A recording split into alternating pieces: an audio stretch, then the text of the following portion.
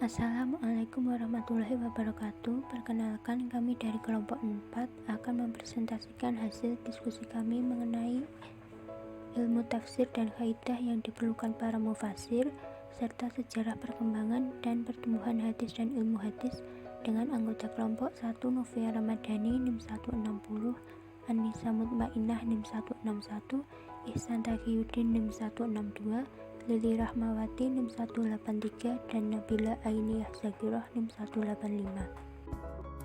Ilmu tafsir dan kaidah yang diperlukan para mufasir. Pengertian ilmu tafsir. Ilmu tafsir merupakan ilmu yang membahas tentang tata cara atau teknik penjelasan ayat-ayat Al-Quran supaya tetap berada dalam jalur penafsiran yang benar dan juga baik. Sedangkan tafsir pada dasarnya merupakan rangkaian penjelasan dari pembicaraan atau dalam Al-Quran. Jadi ilmu tafsir adalah sarana atau alatnya, sedangkan tafsir adalah produk yang dihasilkan oleh ilmu tafsir tersebut. Namun, para ahli tafsir pada umumnya tidak menghiraukan perbedaan yang ada pada ilmu tafsir dan juga tafsir, karena keduanya memiliki hubungan untuk selalu menyatu. Tafsir menurut etimologi. Tafsir bisa berarti menjelaskan, menerangkan, menyibak, dan juga merinci. Kata tafsir diambil dari kata al-fashri yang merupakan arti al-ibanah dan al-kasif. Dari kedua inilah mempunyai arti membuka sesuatu yang tertutup. Tafsir menurut terminologi.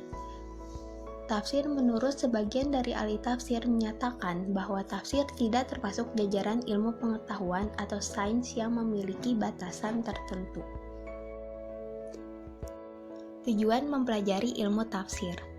Dapat diketahui bahwasanya ilmu tafsir merupakan ilmu yang membahas berbagai hal dari Al-Quran, mulai dari proses penurunan, proses penyampaian, lafaz, serta lainnya.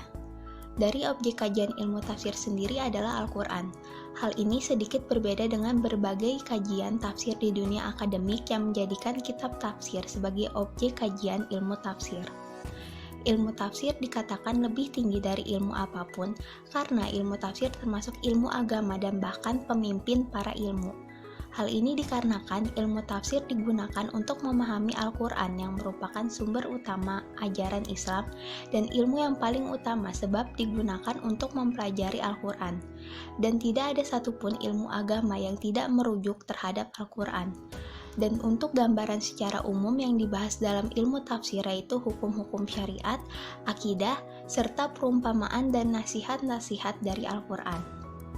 Manfaat mempelajari ilmu tafsir. Yang pertama, dapat berguna bagi kaum muslimin untuk melahirkan berbagai penafsiran yang benar dan juga baik, serta menghindarkan diri dari kemungkinan terjebak dalam penafsiran-penafsiran yang salah, buruk, dan bahkan sesat menyesatkan. Yang kedua, dapat mempertahankan orisinalitas dan kelestarian Al-Quran dari kemungkinan usaha berbagai pihak untuk mengaburkan atau bahkan menghilangkan nilai-nilai pada Al-Quran. Jenis-jenis pada ilmu tafsir ada banyak. Di antaranya yang pertama ada tafsir bi al-matsur.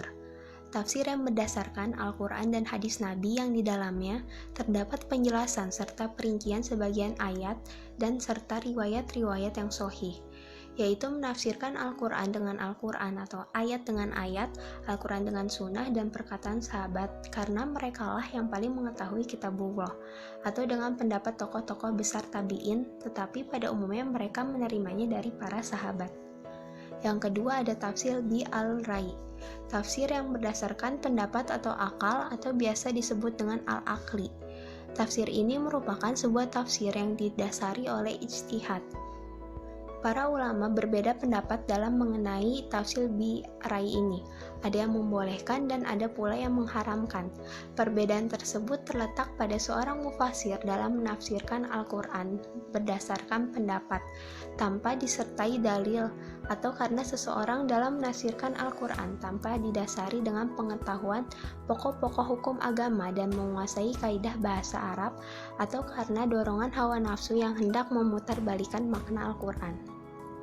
Yang ketiga, tafsir isyari. Tafsir isyari ini dikarang oleh Abu Al-Fida Imaduddin bin Amr bin Kasir ad-Dimashqi.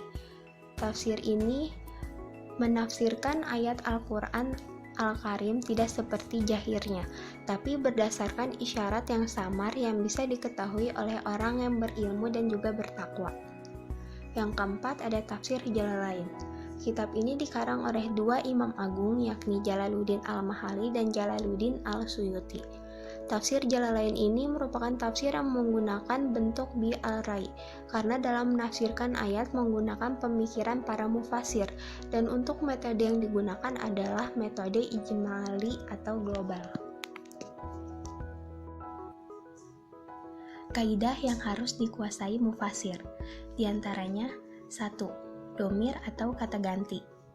Kata ganti dalam bahasa mempunyai peranan yang sangat penting, khususnya untuk meringkaskan suatu pembicaraan tanpa mengurangi makna yang dikandungnya, dan sekaligus menghemat serta menghindari kebosanan, sebab sebuah domir dapat berfungsi menggantikan kedudukan sejumlah kata tanpa merusak makna yang dikandungnya sedikitpun. Yang kedua, takrif dan tankir. Takrif dan tankir berasal dari akar kata nakirah dan juga ma'rifah. Nakirah menunjuk kepada jenis dari individu tersebut, sedangkan ma'rifah menunjuk kepada individu secara khusus.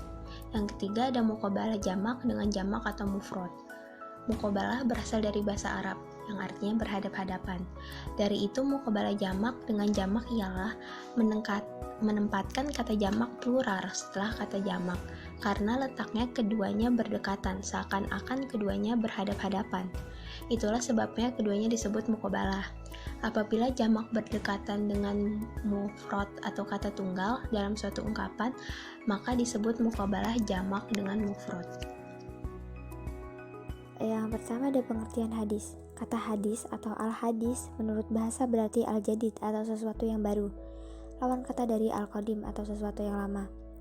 Kata hadis juga berarti al-khobar atau berita, yaitu sesuatu yang dipercakapkan dan dipindahkan dari seseorang kepada orang lain. Kata jamaknya ialah al-hadis. Secara terminologi, ahli hadis dan ahli usul berbeda pendapat dalam memberikan pengertian hadis. Definisi hadis menurut ulama ahli hadis diantaranya yaitu: yang pertama yaitu segala perkataan Nabi SAW, perbuatan dan hal ihwalnya atau segala pemberitahuan tentang Nabi SAW seperti yang berkaitan dengan himmah, karakteristik, sejarah kelahiran dan kebiasaan-kebiasaannya. Yang kedua yaitu segala sesuatu yang bersumber dari Nabi, baik berupa perkataan, perbuatan, takrir maupun sifatnya. Yang ketiga yaitu sesuatu yang didasarkan kepada Nabi SAW, baik berupa perkataan, perbuatan, takrir maupun sifatnya.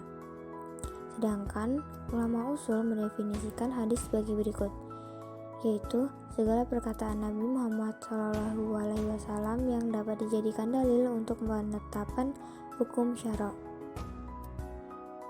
Berdasarkan rumusan definisi hadis baik dari ahli hadis maupun ahli usul, terdapat persamaan, yaitu memberikan definisi yang terbatas pada sesuatu yang disandarkan kepada Rasul SAW tanpa menyinggung-nyinggung perilaku dan ucapan sahabat atau tabi'in.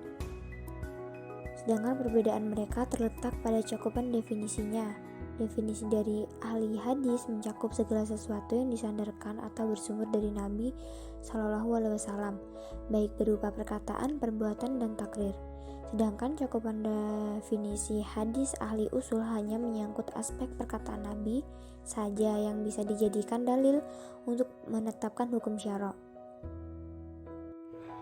Menurut ulama mutaakhirin, ilmu hadis ini dibagi menjadi dua, yaitu ilmu hadis riwayah, yaitu ilmu pengetahuan yang mempelajari hadis-hadis yang berdasarkan kepada Nabi SAW, baik berupa perkataan, perbuatan, takrir, tabiat, maupun tingkah lakunya. Yang kedua, ilmu hadis dirayah, yaitu undang-undang atau kaidah untuk mengetahui keadaan sanad dan matan, cara menerima dan meriwayatkan, serta sifat-sifat perawi dan lain-lain. Sejarah perkembangan dan pertumbuhan hadis. Pada dasarnya, hadis telah lahir sejak dimulainya periwayatan hadis di dalam Islam, terutama setelah Rasulullah SAW wafat. Ketika umat merasakan perlunya menghimpun hadis Rasulullah SAW dikarenakan adanya kekhawatiran hadis tersebut akan hilang atau lenyap. pada abad kedua Hijriah ketika hadis telah dibukukan secara resmi atas prakarsa Khalifah Umar bin Abdul Aziz dan dimotori oleh Muhammad bin Muslim bin Syihab al-Zuhri. Para ulama yang bertugas dalam menghimpun dan membukukan hadis tersebut menerapkan ketentuan ilmu hadis yang sudah ada dan berkembang sampai pada masa mereka. Abad ketiga Hijriah yang dikenal dengan masa keemasan dalam sejarah perkembangan hadis, mulailah ketentuan-ketentuan dan rumusan kaidah-kaidah hadis ditulis dan dibukukan, namun masih bersifat parsial. Abad keempat dan kelima Hijriah, mulailah ditulis secara khusus kitab-kitab yang membahas tentang ilmu hadis yang bersifat komprehensif.